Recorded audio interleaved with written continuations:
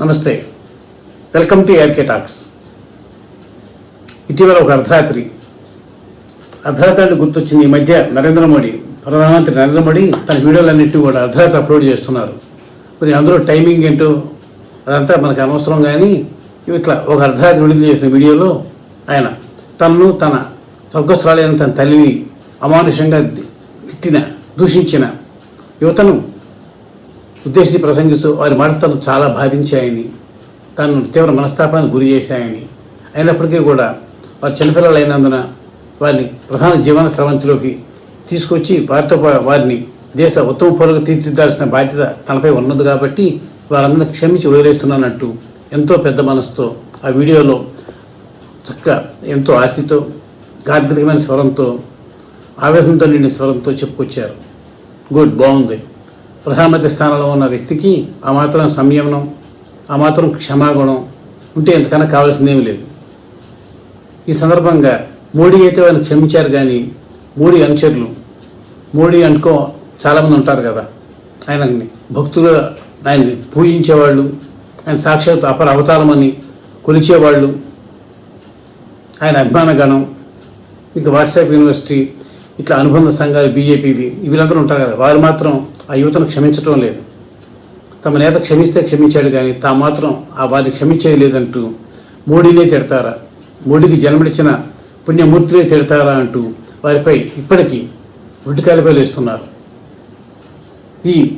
ఇట్లా చేయడం ద్వారా ఒక చిన్న కుట్ర కూడా ఉందని చెప్పి మనకు అర్థమవుతుంది. ఎందుకంటే ఇలా చేయడం వల్ల ఇప్పటి వరకు యువత, జన్జీ యువత లేవనెత్తిన నీటి ప్రశ్నపత్రాల లీకేజీ, నిరుద్యోగం, ప్రభుత్వ అసంబద్ధ విధానాలు, వీటన్నింటి నుంచి ఈ జన్జీ చేపట్టిన ఆందోళన నుంచి ప్రజల దృష్టిని మళ్లించి జన్జీ మొత్తాన్ని, యువతరం మొత్తాన్ని కూడా ఒక సంఘ వ్యతిరేక శక్తులుగాను, సంస్కారం లేని, వివేకం లేని, విచక్షణ లేని, వివేచన లేని, పెద్ద చిన్న తెలియని ఒక సమూహంగా ముద్ర వేసి ఈ ఉద్యమం నీరుగార్చేందుకు, ఆ యువత లేవనెత్తిన సమస్యలను పక్కదారి పట్టించేందుకు చేస్తున్న కుట్రలో భాగంగా కొంతమంది ఇప్పటికీ అవే వ్యాఖ్యలను పదే పదే భూతత్వంలో చూపుతూ మోడీని తిడతారా, మోడీకి జన్మనిచ్చిన అమృతమూర్తిని దూషిస్తారా అంటూ ఒడ్డుకాయలపై వేస్తూ వారి జన్జీని దూషణ భూషణల ప్రభావం కొనసాగిస్తున్నారు.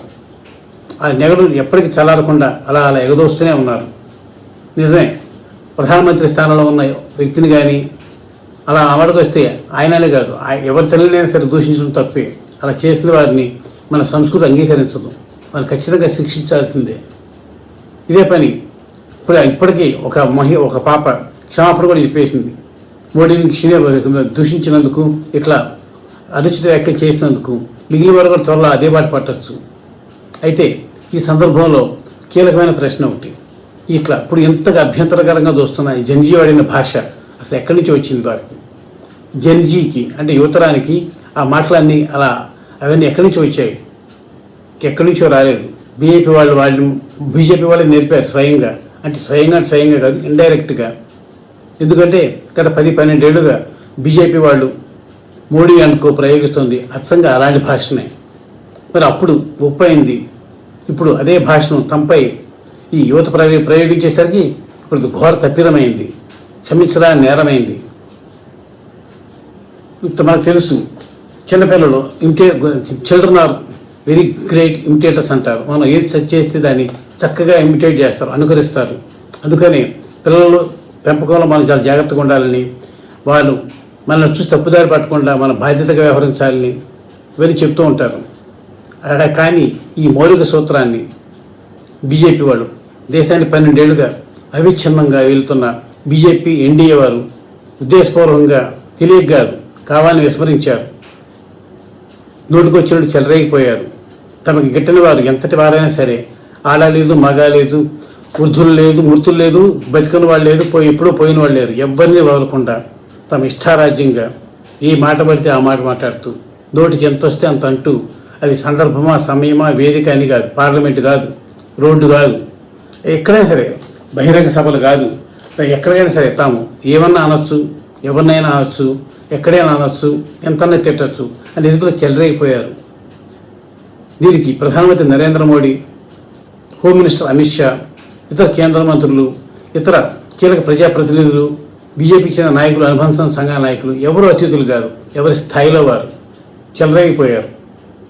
ఒక ఆయన ప్రతిపక్ష నేత రాహుల్ గాంధీని, ఆయన్ని పప్పు అంటాడు. ఒక ఆయన రాహుల్ గాంధీ కాంగ్రెస్ ఆయన పార్టీ ముస్లిమ్స్కి అనుకూలంగా ఉంటాయి కాబట్టి రాహుల్ గాంధీని రాహుల్ ఖాన్ అంటారు, కాంగ్రెస్ను కాంగ్రెస్ అంటారు. రాహుల్ గాంధీకి జన్మనిచ్చిన సోనియా ఇటాలియన్ మహిళ కాబట్టి ఆవిడను ఇటాలియన్ దెయ్యమని, విదేశీ దెయ్యమని అభివర్ణిస్తారు. అంతేకాదు రాహుల్ గాంధీ చెల్లెల పాపానికి ప్రియాంక గాంధీ కడుపును పుట్టిన నేరానికి, ప్రియాంక గాంధీ పిల్లలను ఇట్లా ఎవరిని కూడా వదలకుండా వారు విమర్శలు చేస్తూనే వచ్చారు. సభ్యత, సంస్కారం ఇవన్నీ ఏమి పట్టించుకోకుండా నోటికి ఎంత మాట వస్తే అంత మాట అంటూ వచ్చారు. అంతేకాదు దేశం కోసం తృణప్రాయంగా ప్రాణాలు అర్పించిన మాజీ ప్రధానమంత్రులు శ్రీమతి ఇందిరాగాంధీ, రాజీవ్ గాంధీ వీరిద్దరూ రాహుల్ గాంధీకి నాయనమ్మ, తండ్రి గారు. వీళ్ళిద్దరినీ కూడా వారు అనని మాట లేదు. వారి త్యాగాలను కించపరిచేలా ఎన్నెన్నో అభూత కల్పనలు, అసత్యాలు ఇట్లా వండి వార్చారు. అంతేందుకు ప్రధాని ప్రపంచ దేశాలు మొత్తం ఎంతో ఘనంగా కీర్తించుకునే మహనీయుడు పండిట్ జవహర్లాల్ నెహ్రూని, భవిష్యత్ దేశానికి నిర్దేశం చేసిన భారత నిర్మాతను పండిట్ జవహర్లాల్ నెహ్రూని, స్వాతంత్రం కోసం దేశంలో ఎన్నో సంవత్సరాల పాటు జైలు శిక్ష అనిపించిన పండిట్ నెహ్రూని ఎవరు అనని మాటలేదు.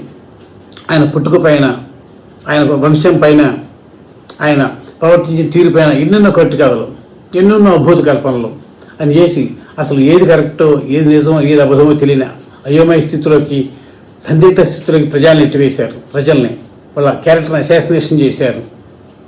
ఇంకా ముస్లిమ్స్ని ఎక్కడ పడితే అక్కడ తమ గిట్టని వారు ఎవరన్నా ఉంటే ఇట్లా మమతా బెనర్జీతో మొదలుపెట్టి ఎవరినైనా సరే ఎవరిని స్పేర్ చేయలేదు.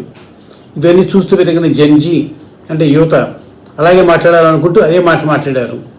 ఇప్పుడు మనం ఏది నాడితే అదే వస్తుంది, మీరు ఆ భాష వాడారు, అది చూస్తూ పెరిగిన యువత అదే భాష మీపై ప్రయోగించారు. అంతే తప్ప వారు కొత్తగా ఎక్కడి నుంచి నేర్చుకురాలేదు, వారికి ఎవరు నేర్పలేదు.